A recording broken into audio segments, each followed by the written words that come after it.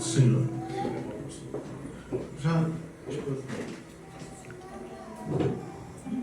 Eu quero te convidar a abrir a sua Bíblia no Evangelho que escreveu João, Evangelho de Jesus, que escreveu João, no capítulo de número 12.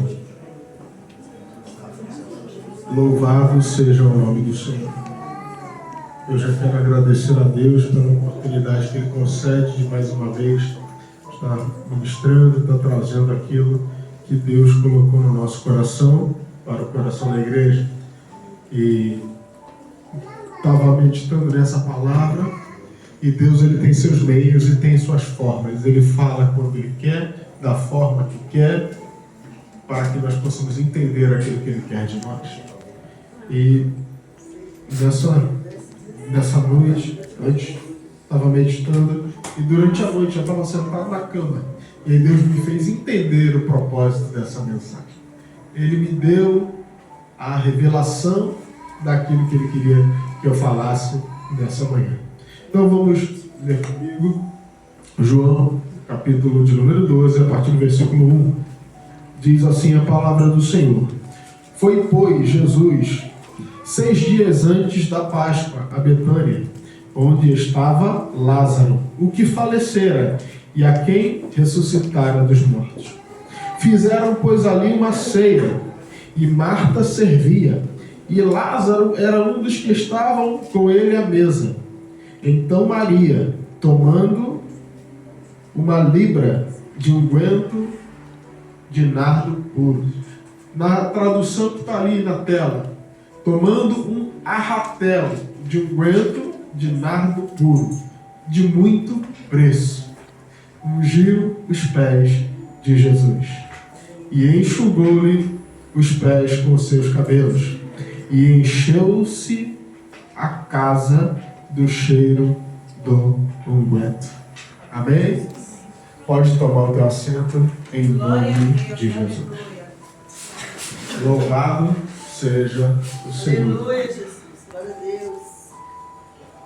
Queridos, João aqui vai narrar essa história.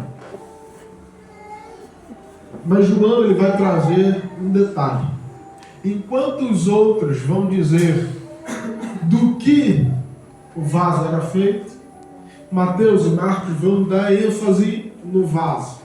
Vão dizer que era um vaso de alabastro, que só o vaso por si só já era precioso. Mas João vai trazer a medida, vai trazer o peso. E ele vai dizer que nem tudo, e eu entendo aqui, que nem tudo que importa é o que está do lado de fora. Nem tudo que importa é a aparência. Nem tudo que importa é o material que é feito. Mas importa o quão peso tem aqui. Aleluia. João ele vai dizer que era um arratel de unguento. Ou seja, enquanto os outros falavam do vaso, que era o vaso de alabastro, que era caro, ele vai se preocupar com a quantidade. Ele vai se preocupar com o peso. Enquanto uns se preocupam com a forma, Deus está preocupado com o conteúdo. Aleluia. Mas deixa eu te contar, deixa eu contextualizar, para você entender e entrar comigo nessa história. Na tradição judaica, lá atrás, começou com Abraão. Deus ele olha para Abraão e vai dizer: Abraão, eu gostei de você, eu escolhi você e vou fazer de você pai de uma grande nação. Abraão, eu quero você no particular comigo. Eu sei que teu pai Terá tem muitos deuses, ele é idólatra, ele vive a vida fazendo imagens de escultura de vários deuses. Mas você, eu quero um particular contigo. Só que eu quero fazer com você um acordo. Eu quero fazer com você um pacto. E como é que era feito um pacto? Uma aliança. Uma aliança era feita através da morte. Como assim, pastor? Antigamente, quando um rei e o outro faziam um pacto, eles pegavam um animal e eles matavam esse animal e dividiam esse animal. E cada um tacava fogo na metade do seu animal. Estava dizendo o quê? Por uma morte nós fizemos esse acordo. Só outra morte para desfazer. E aquilo ali significava que eles tinham um pacto de sangue. Que eles tinham uma aliança que não poderia ser quebrada, a não ser que uma morte fosse posta no lugar. E agora ele vai dizer que então cada um dividia um animal e cada um lançava fogo. Só que quando Deus ele faz um pacto com Abraão, ele vai dizer assim: Abraão, eu sei que eu sou muito maior do que você. Então não se preocupa com o fogo. Quem manda o fogo sou eu. Aleluia. Então Abraão vai, coloca o animal. E Deus vai e manda o fogo, envia o fogo. Glória E assim surge a primeira aliança. E assim surge o primeiro sacrifício. Ele colocava, imolava, partilhava aquele animal, esquartejava ele, colocava sobre o holocausto e o queimava. Então o fogo era o sinônimo de que aquilo seria queimado e de que uma morte estava sendo entregue, uma vida estava sendo entregue para que a aliança continuasse feita. Os nossos pecados nos separam de Deus. Então o que acontecia? Eles pecavam e iam se distanciando de Deus. O pecado distancia o homem de Deus. E o salário do pecado é a morte. Então, para manter aquela aliança viva, era necessário fazer um sacrifício. O pecado mata. Só que alguém precisava morrer. Então, o que aconteceu? Depois que o povo depois que o povo vira nação, Deus começa a estabelecer algumas coisas. Dentre esses princípios, Moisés vai trazer na lei e vai determinar que cada família vai separar um animal de um ano. Vai criar esse animal por um ano. Tem que ser um animal sem defeitos. Tem que ser um animal perfeito para que seja entregue no lugar do pecado daquela família. E ele vai separar esse animal. Vai cuidar dele por um ano, vai alimentar. Só que na última semana, antes deles subirem para Jerusalém, antes desse animal ser entregue ao sacerdote, para que ele morra, para que ele seja sacrificado no lugar dos pecados, o pai, o patriarca da família, tinha que pegar esse animal do estábulo, tinha que tirar dele do estábulo esse animal, o qual ele criou por um ano de idade. Ele tinha que tirar esse animal, agora ele ia tirar. E ele ia pegar óleo e ia limpar as patas daquele animal. Ia levar para dentro de casa. E aquela última semana, esse animal ia conviver junto com a família. Para quê, pastor? Por que isso? Porque Deus queria que o povo entendesse que o animal agora era parte da família. Para que o povo sentisse a dor de perder aquele animal. Para que o sacrifício valesse. O sacrifício ele só é válido quando ele te dói. Então a família pegava, tinha um apego àquele animal durante aquela semana. Ficava dentro da casa, comiam com ele, punham ele à mesa. Punham um lugar à mesa. Porque naquele momento, aquele animal se tornou um membro da família. E aquele membro da família seria morto, seria entregue pelo pecado dos outros. Porque a aliança foi feita com sangue, com vida. E só uma vida para pagar por outra vida. Glória a Deus. E foi assim que foi instituído. E agora esse animal ele era pego, ele era levado. A família subia para Jerusalém uma vez ao ano para sacrificar. E ao chegar diante do sacerdote, o sacerdote ele pegava aquela família, se juntavam todos e orava, e estendia a mão sobre a família, e estendia a mão sobre a cabeça daquele animal. E ele transferia o pecado daquela família para aquele animal, para que aquele animal pudesse morrer pelo pecado dos outros. E agora nós vamos ver aqui no texto que 6 dias antes da Páscoa, uma semana antes de subir para Jerusalém, o cordeiro foi para dentro de casa. Aleluia. Glória a Deus. O cordeiro entrou na casa. O cordeiro sentou na mesa. Aleluia. Só que ninguém tinha ungido seus pés. E aí vai vir, alguns vão dizer que é a pecadora. Mateus, ele vai olhar para ela e vai dizer assim: a pecadora que ungiu os pés de Jesus. A pecadora. Sabe por quê? Porque Mateus, ele vai escrever para os judeus.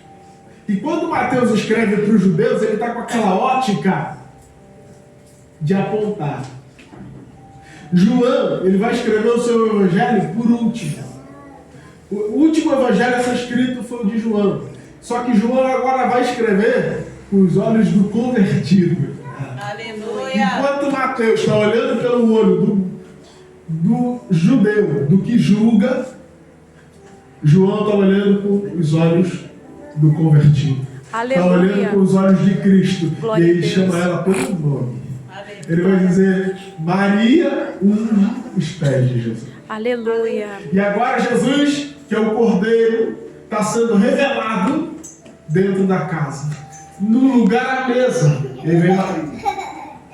E ela vai e quebra o vaso, que era de alabastro. Só que aqui o interessante, aqui o que vai descortinar, o que Deus veio trazer. E eu li nessa tradução da Ferreira, que vai dizer que tomando um arratel de unguento. Aleluia. Queridos, é uma coisa tão simples, mas que você vai começar a entender. O texto que o pastor leu, que o pastor pediu para ler sobre o texto devocional dessa manhã, fala justamente sobre Isaías de número 53. Isaías de número 53, por favor, Brian. Versículo 4. Vamos ver o que está escrito lá. Glória a Deus. 53. Aleluia. Volta um 3, por favor. Vai para frente, por favor. Aí. Ele era desprezado, o mais rejeitado dos homens, homem de dores, experimentado nos sofrimentos. Pode passar o outro, por favor. 4. Mais um. Passa o 5. Mais um, o 6, por favor. Todos nós andávamos desgarrados como ovelhas. Mas ele se fez ovelha para ser o sacrifício por nós. Aleluia. O Senhor fez cair sobre ele a iniquidade de todos nós. Aleluia! Quando o sacerdote estende a mão sobre o povo, ele vai dizer que pegou a iniquidade de muitos, de todos, e transferiu para ele. Naquele momento, na casa, ele estava sendo o cordeiro. A profecia estava se cumprindo diante dos olhos deles e eles não perceberam. Glória a Jesus. Aleluia. Enquanto Jesus estava na mesa, a profecia estava se cumprindo. Glória a Deus. Mas aqui, nós vamos entender uma coisa. O arretel de unguento tem uma coisa. Essa medida ficou martelando na minha cabeça. E vai dizer que um arretel tem o peso de 459 gramas. Tá, mas o que isso tem a ver? O que isso tem a ver?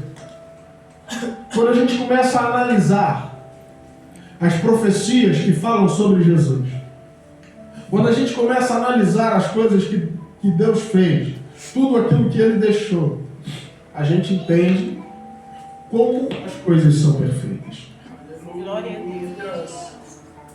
O número 4 vai significar o trabalho duro. Como assim? Cada número ali tem uma representação. E essa medida que foi derramada sobre ele foi uma medida que representava o ministério de Jesus. Aleluia, Deus. No próprio Isaías 53, só que agora no versículo 11, vai dizer que ele verá o fruto do seu penoso trabalho.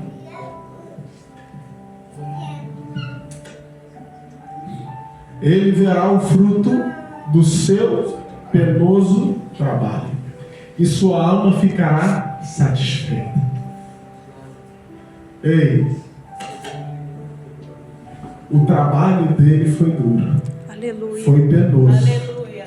Já estava escrito em Isaías que ele veria o fruto do seu penoso trabalho. E naquele momento, naquela mesa, o número já estava sendo representado ali. Você consegue ver quão importante isso é?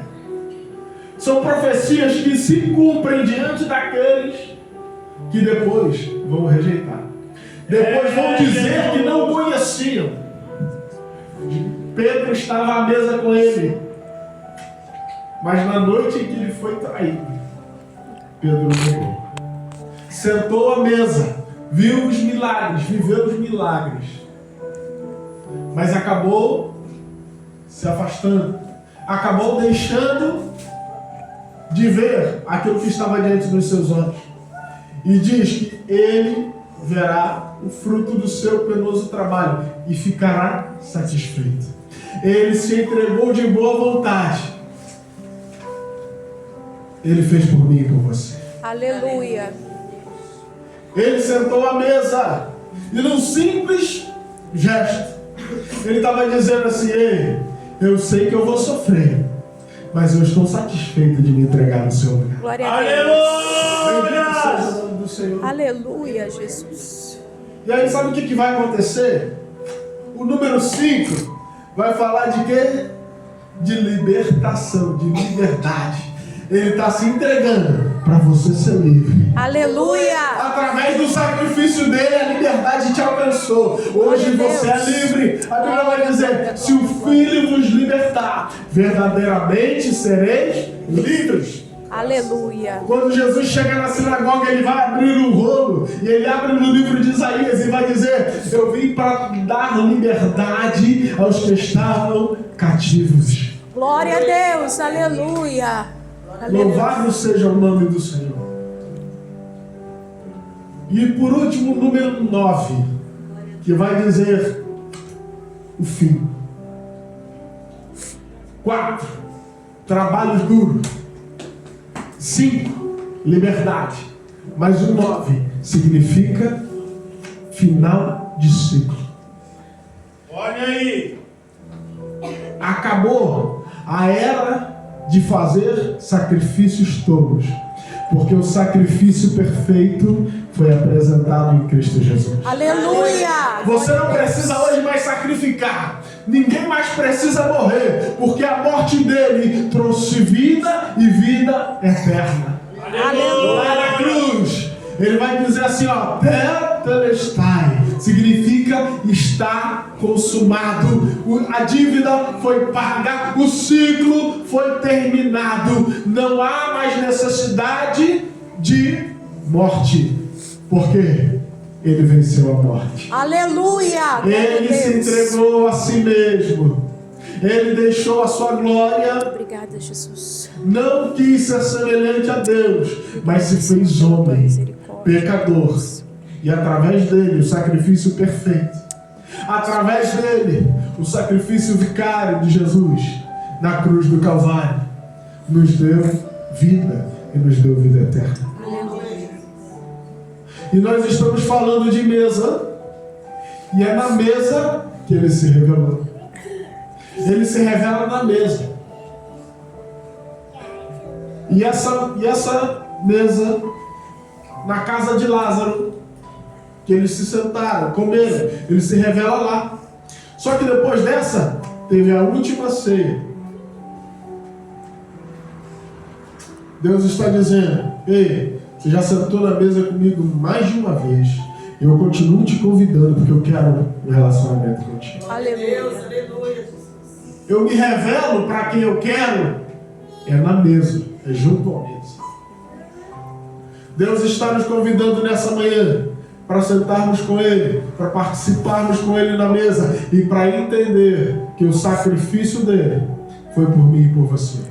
Para entender que o sacrifício que Ele fez, Ele foi moído pelas nossas transgressões.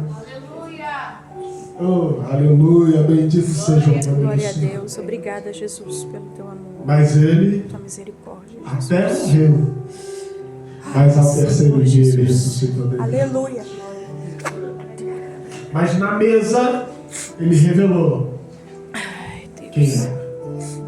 E na mesa, tem lugar para mim e para você. Mas na mesa, tem lugar até para o traidor. Mas se reconcilie enquanto está na mesa.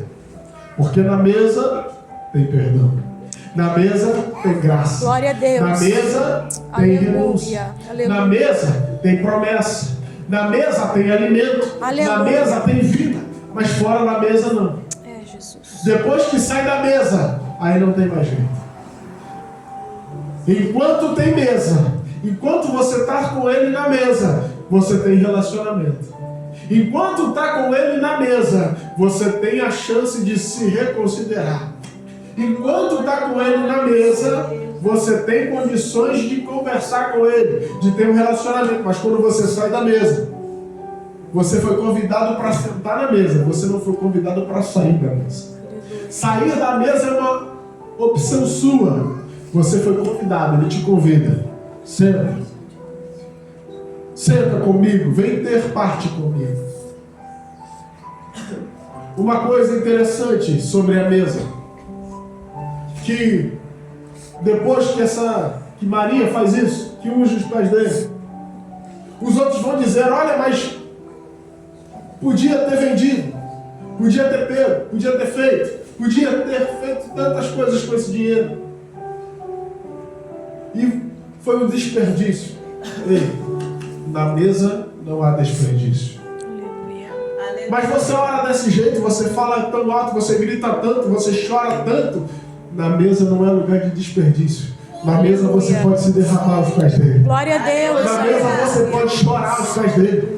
Na mesa você pode gritar, você pode cantar, você pode pular, você pode correr. Na mesa não há desperdício. O mestre nunca vai te censurar pela forma que você adora na mesa. Os outros que estão de fora vão tentar dizer que a forma que você adora, a forma que você canta, a forma que você fala é exagero, é desperdício. Mas o mestre está dizendo assim, não se preocupa não, que enquanto estiver nos meus pés, eu recebo a tua adoração do jeito que for. Eu agradeço você.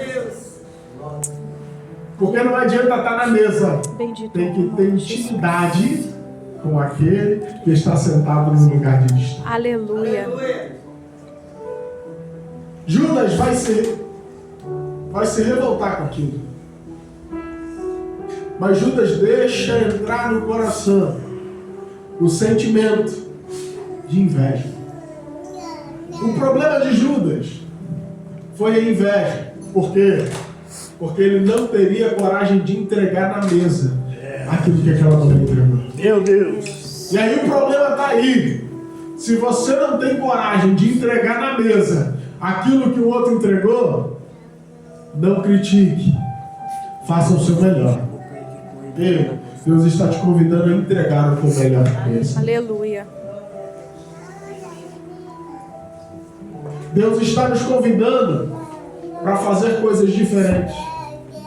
Nós vivemos hoje uma igreja rasa. Nós vivemos hoje pessoas rasas. Nós vivemos pregações de autoajuda. Não tem confronto, não tem mudança de identidade. Diz que você pode vir, sentar na mesa, com medo que você quiser levantar e ir embora. Não. Você tem que vir, você pode vir, você pode sentar na mesa. Só que quando você sentar na mesa, você tem que entregar o seu melhor. Aleluia. E o que é entregar o melhor? É o respeito ao anfitrião da mesa. Glória a Deus. Quando você senta na mesa, quando você foi convidado, você senta na mesa, você precisa se alimentar do que tem na mesa. Glória a Deus. Deus está nos convidando a sentar na mesa e comer. Só que muitas das vezes, aquilo que está na mesa para nós comermos não é o que mais nos agrada. Mas é necessário comer. Aleluia, Jesus. Aquilo que Deus colocou na mesa, para mim e para você, é necessário comer. Mas a gente quer escolher o que a gente quer comer. Não vou naquela igreja ali não, porque fala muito disso. Não, aquela ali é muito dura.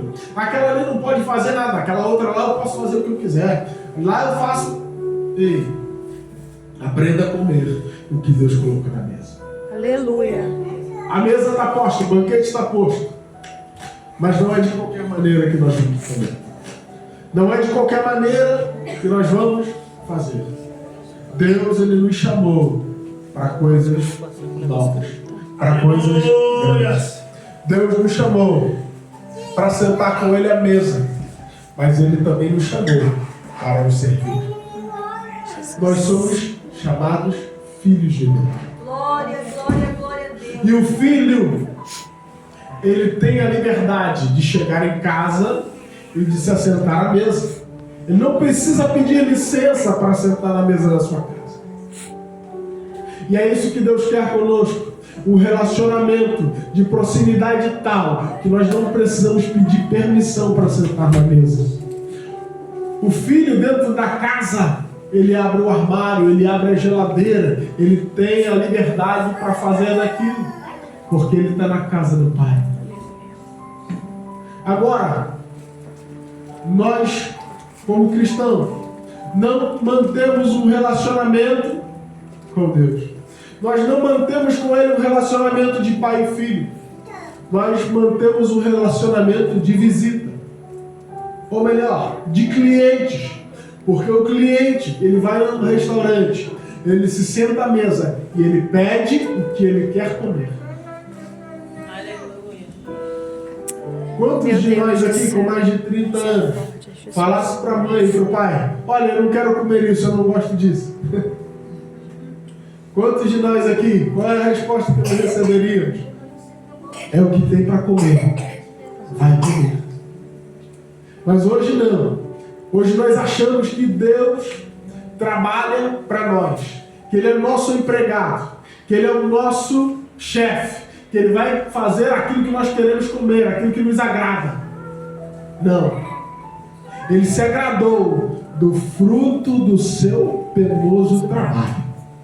Ele não se agrada da minha e da sua insubordinação. Ele não se agrada da minha e da sua vaidade. Ele se agrada da minha e da sua entrega. Da minha e da sua súplica. Da minha e da sua oração. Do meu e do seu melhor.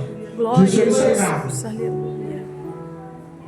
Bendito é o teu nome, Senhor. Porque Ele foi ferido pelas nossas transgressões e moído pelas nossas iniquidades.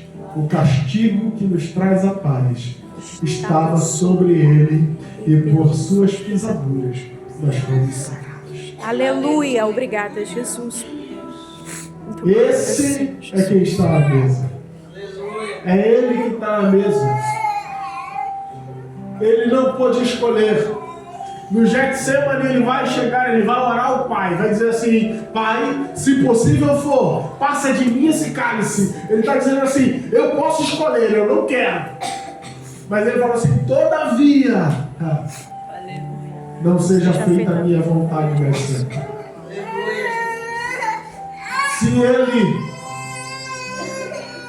escolheu sofrer em nosso lugar, se ele escolheu se entregar, se ele escolheu estar como oferta, se ele escolheu ser o sacrifício perfeito, se ele escolheu, por que nós não podemos escolher servir a Ele? Por que nós temos que escolher um futuro diferente? Por que nós temos que mudar as regras do jogo? Se Ele, podendo, diz assim: Pai, mas não seja feita a minha vontade, mas sim a tua. Senhor Jesus. Quantos de nós somos crentes mimados. Nós estamos agora numa geração que prega autoajuda. Temos agora pregações, ministrações que falam tudo menos de Jesus Cristo. Falam tudo menos do sacrifício dele. Vemos agora pregações, mensagens que massageiam o ego, que colocam pessoas no centro e Deus de escanteio. Que colocam pessoas no trono e Jesus na sarjeta. Que dizem que você é a menina dos olhos de Deus. De que você é a obra mais perfeita que Ele fez. Desculpa te falar. A obra mais perfeita que Ele fez foi se entregar na cruz do Calvário para que Aleluia! Amém. Aleluia! A obra mais perfeita, o plano perfeito de Deus foi entregar a Cristo. É, Jesus. Mas aproveu moê-lo. Meu Deus do céu. Moer significa, não é só quebrar. Não. É quebrar várias vezes em partículas pequenas. Sabe por quê? Porque Deus, Ele é tão perfeito, Ele é tão grande, que para caber dentro de mim e você, só se for em pedaços pequenos, porque nós somos tão pequenos. Ai, Jesus. E aí Ele vai lá, te sai de toda a sua glória. Ele deixa tudo que Ele tem, tudo que é grande. Mas para caber em mim e você, Ele teve que ser moído. Meu Deus. Ele teve que ser moído, Ele teve que perder, abrir mão da sua glória. Ele deixou tudo para trás. Teve a oportunidade de dizer: Pai, chega, não quero mais. Só que ele entendia que o plano era maior. É, Jesus. O plano da salvação era maior. Mas olha o povo que ele veio. Ele nasceu veio da linhagem, a raiz de Davi, a raiz de Jessé. Ele veio da casa, viria o rei, e o seu reino será eterno. Aleluia, Jesus. Glória a Deus. Esse é o rei que veio, a raiz de Davi, veio da casa de Jessé, e o reino é eterno.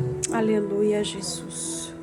Ele abriu mão do reino para descer, veio, se fez carne humana, para que o reino pudesse ser perpetuado aqui. Tanto que quando João Batista vai dizer: ei, arrependei-vos, porque é chegado o reino dos céus. O reino do céu está presente. Nós temos acesso a Ele através de Jesus Cristo. Temos acesso a Ele através da mesa. Mas como estamos vindo para a casa do Senhor?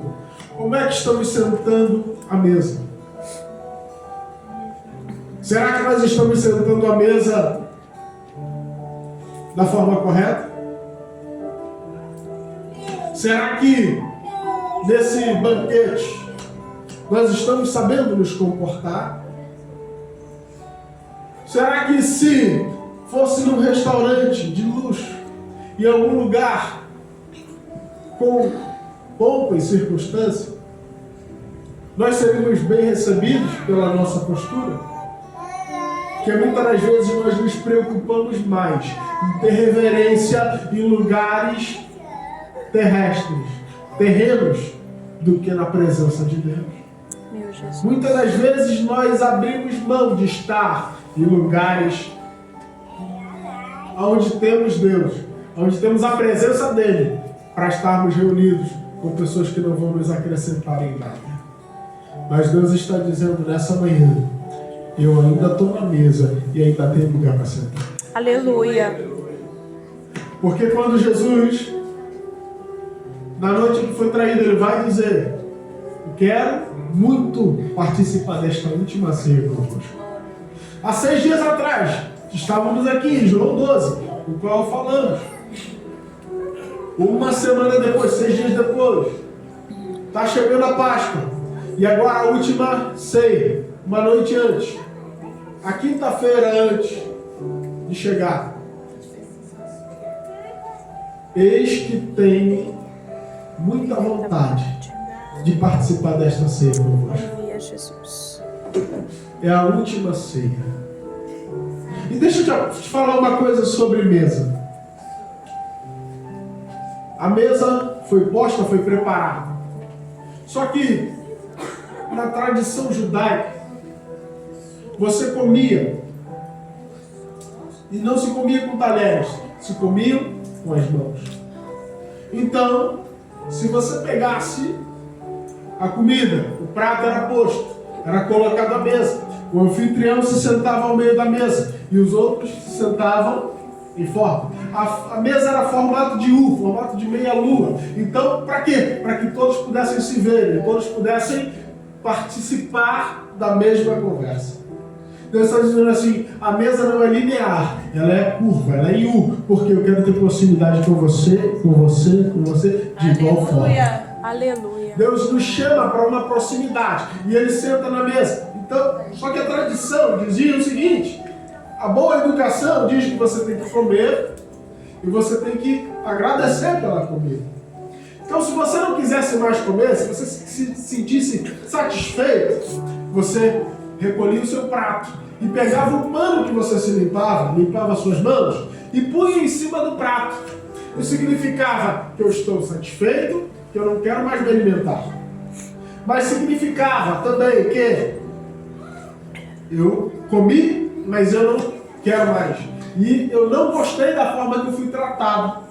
E eu não pretendo voltar na casa. Por quê? Ou eu não fui bem recebido, ou a comida não estava no meu agrado. Então ele deixava um pano, um lenço, que eu usava para limpar as mãos, em cima do prato. Está dizendo, olha, eu não quero mais relacionamento, não quero mais voltar na mesa.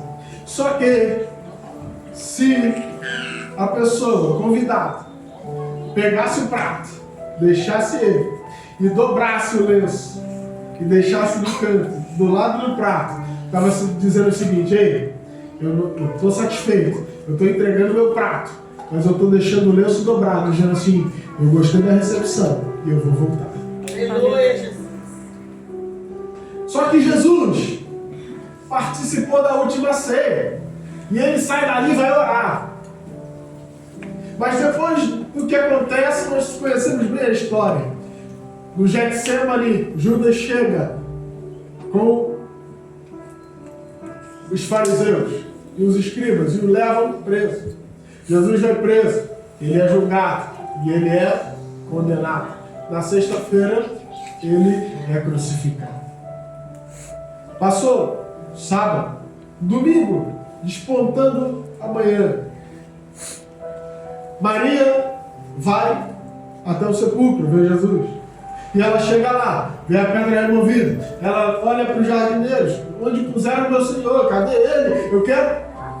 Ele não está aqui, mas já ressuscitou. Aleluia. Ela vai lá, volta os irmãos, diz quem é e volta. Vai lá Pedro e João, os dois vão correndo, chegou à porta. João chega primeiro, mas ele não tem coragem de entrar. E ele fica parado esperando. Então vai Pedro, entra. E Pedro, quando olha, vai ver o lençol de linho que cobria ele, espalhado. Mas ele vai olhar para o lado e vai ver que o lenço que estava sobre a cabeça estava enrolado e posto à parte. Aleluia. Ele estava dizendo assim, ei, eu vou, mas eu vou voltar. Glória a Deus. Aleluia. Ei, o lugar na mesa está pronto, mas você vai voltar a sentar na mesa ou você vai ser um ingrato com aquilo que Deus está te entregando? Meu Deus. Jesus. Ele voltou. O lenço estava dobrado dizendo assim, eu vou, mas vou voltar. Aleluia. Só que a próxima ceia que ele vai preparar, ele vai voltar, vai ser a ceia lá nas bodas do Cordeiro. Lá Glória a no céu. Deus, Essa aleluia. mesa vai estar já está preparada desde quando ele Aleluia, subiu. aleluia. Glória a Jesus. A mesa já está posta, já está preparada. Só está esperando o momento de irmos para lá. Aleluia. Muito em breve nós vamos ouvir o soar da última trombeta e nós seremos arrebatados, encontraremos com o Senhor nos ares e sentaremos com a mesa, cearemos com Ele e Ele conosco. Mas quanto de nós está preparado para sentar à mesa com Ele? Quantos de nós está jogando o lenço ao invés de dobrar dizendo assim: Senhor, muito obrigado pela oportunidade, eu quero voltar, eu quero sentar na mesa. Quantos de nós senta na mesa, participa da mesa, participa da ceia, mas joga o lenço? Significa o quê, pastor, isso? Significa que você sentou à mesa, mas depois você desrespeita aquilo que você participou. Meu Jesus amado, Deus tremendo. Você senta à mesa, você come com Ele, você até lembra dele, mas quando você sai, você pega o lenço e joga de qualquer maneira. Deus está dizendo assim: tenha mais zelo pelas minhas coisas. Ei, o lenço dobrado significa que vai voltar. Mas nós saímos da mesa, levantamos, largamos o prato, largamos o lenço, deixamos tudo para trás e esperamos que na outra vez a mesa esteja posta de novo. A responsabilidade também é nossa. Ele se revelou para nós. Ele tem se revelado cada vez mais. Nessa manhã já, eu tive um sonho profético. Deus me mostrava uma onda muito grande, atingindo, eu não sei qual foi o país, mas eu vi uma onda muito grande, mais de 60 metros de altura, um tsunami que iria acontecer. Por volta das 6 da manhã, aproximadamente, depois eu acordei assim, assustado, fui orar a Deus, não sei em que lugar, mas Deus está dizendo: eu estou voltando. Aleluia. Quantos de nós não tem tratado as coisas de Deus com a seriedade que precisamos tratar? Quantos de nós somos crentes apenas dentro da igreja? Quantos de nós pregamos, cantamos, falamos em línguas, falamos tudo, mas estamos jogando lenço? Ei, as mãos precisam estar limpas. As nossas mãos precisam estar limpas. Precisamos apresentar a Ele com as nossas mãos, as nossas vestes limpas. Mas nós não limpamos mais a mão, porque o lenço está jogado. Deus amado, tem misericórdia, Jesus. Quantos de nós estamos entregando o nosso melhor? Maria, ela vai pegar aquele arratel, ela vai pegar aquele vaso de alabastro e ela derrama nos pés de Jesus. E nós estamos derramando o quê? O que você tem derramado diante dele? O que você tem derramado aos pés dele? Maria nem sequer tinha um lugar à mesa, mas ela encontrou um lugar aos pés de Jesus. Aleluia! De repente eu e você não somos dignos de um lugar à mesa, mas no pé dele. Glória a Deus! Glória a Deus! Aleluia! Aos pés dele é o melhor lugar que tem para estar. Obrigada, Jesus. Só que não podemos chegar de mãos vazias, nem com as mãos sujas. Quantos de nós estamos praticando mais impiedade do que os ímpios? Quantos de nós não conseguem mais perdoar? O amor. A senhora Ana Marise falou sobre o amor aqui. E sabe o que as escrituras vão dizer? Que por aumentar a iniquidade, o amor de muitos se esfriaria. Estamos vendo uma igreja fria, uma igreja gelada. Não no sentido da palavra de não pular, de não rodar, isso temos muito. É cantar um corinho, é bater um pandeiro, todo mundo pula, todo mundo roda. Eu não estou falando esse tipo de calor. Eu estou falando o calor genuíno do Espírito Santo. Aquele avivamento que vem da palavra. Aquele avivamento que começa com uma oração simples.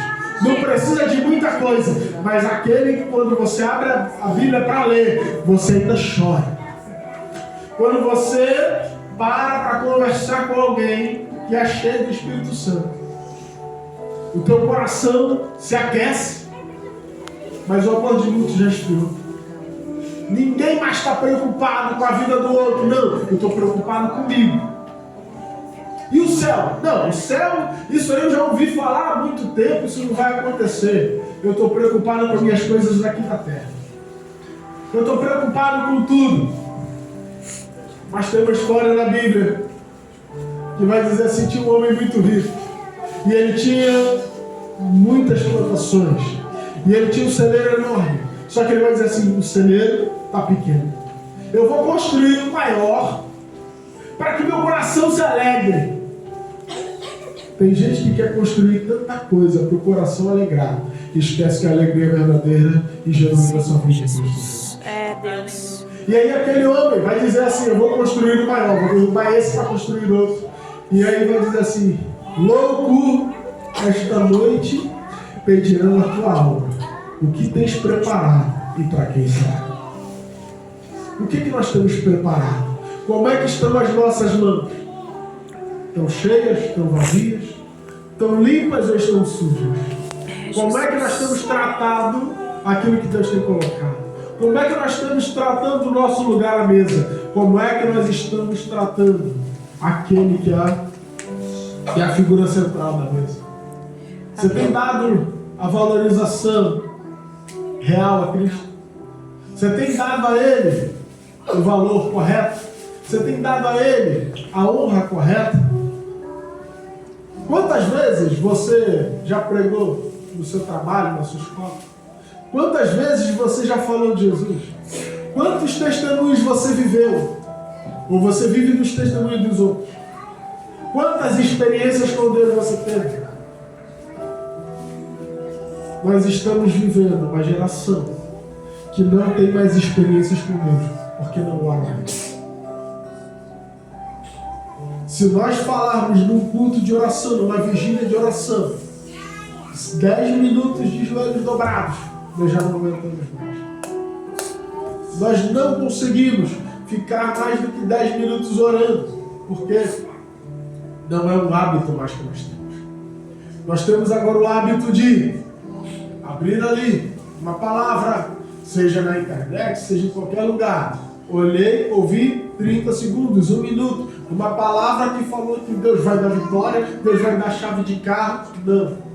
Ele já deu tudo. Ele já se entregou por nós. Aleluia. A igreja busca todas as coisas. Busca tudo, menos Jesus. Jesus se tornou o tema secundário. Jesus é só um plano de fundo. Nós temos culto da vitória, nós temos culto da libertação, nós temos culto da casa própria, nós temos campanha de tudo. Mas nós não temos campanha de trazer a presença de Deus. Nós não temos mais campanhas para buscar o batismo com o Espírito Santo. Isso é um problema da igreja. Não é essa que não é agora, é a igreja contemporânea. É a igreja atual. Hoje é mais fácil que a velha chama a igreja, pinta as paredes de preto, começa a cantar hinos que falam de você, de quanto Jesus te ama, de quanto você é a menina dos olhos de Deus. Para de falar de céu, para de falar de pecado. A igreja hoje em dia, essa é a receita para uma igreja cheia. Mas ir para o céu, qual que é a receita? Negar-se a si mesmo, tomar a sua cruz e seguir. Aleluia. A receita do céu é essa. Mas hoje não, o evangelho não tem mais cruz. O evangelho não tem mais renúncia. O evangelho não tem mais necessidade de perdoar nem de pedir perdão.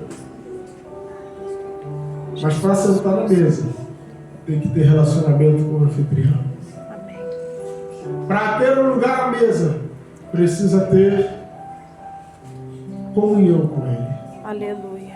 Você não aparece para almoçar na casa de pessoas que você não tem relacionamento, que você não tem comunhão. Você não aparece em festas em que você não foi convidado. Mas na casa de Deus, nós achamos que quando o negócio aperta, a gente pode correr para lá, que Deus vai fazer. Mas Deus não é obrigado a fazer, Ele já fez tudo. Aleluia. E nós podemos dizer assim como Sadraque, Mesaque e Abednego: olha, rei, eu sei que meu Deus é poderoso para fazer, mas se ainda assim Ele não fizer, nós não vamos nos prostrar diante da estátua. Aleluia. Aleluia, aleluia, Jesus. Hoje nós temos essa convicção. Se nós olharmos para o continente africano agora, muitos crentes estão morrendo, sendo perseguidos. A Coreia do Norte postou um vídeo comemorando a morte de uma família evangélica que pregava a palavra de Deus. No Brasil, em Santa Catarina, uma semana atrás, o vizinho atirou e matou pai e filho, porque eles eram crentes. Parece alarmismo se falar, mas quando chega próximo da nossa realidade, nós começamos a ver que as coisas estão sérias. E nós precisamos nos posicionar. Quando eu digo nós, eu estou incluindo, então somos todos nós. Porque agradou Moelo para que nós tivéssemos Ele em nós. Glória a Jesus. Emanuel significa Deus conosco. Ele está conosco através de Cristo Jesus. Aleluia. Através do seu Espírito Santo. E é Ele quem nos conecta com o Pai. Glória a Deus. Então nessa manhã, você entenda o lugar que você tem à mesa. Glória a Deus. Pare para refletir sobre aquilo que você tem feito, aquilo que eu tenho feito. Vamos mudar a nossa vida. Porque o trabalho dele foi para que você tivesse liberdade e para que o ciclo terminasse. Aleluia. Então, que nessa manhã você possa entender, você possa perceber o grande sacrifício feito por Jesus Cristo. Glória a Deus. Valorize esse sacrifício. Entenda que Ele ressuscitou, Ele voltou e deixou lá o lenço dobrado e dizer assim: Ei, a próxima refeição eu vou estar na mesa com você. Glória a Deus. Aleluia. Aleluia. Então, que Deus possa nos abençoar nessa manhã. Que o Espírito Santo continue falando ao teu coração, porque essa foi a palavra que Ele colocou no meu coração para nós. Ele foi muito bom.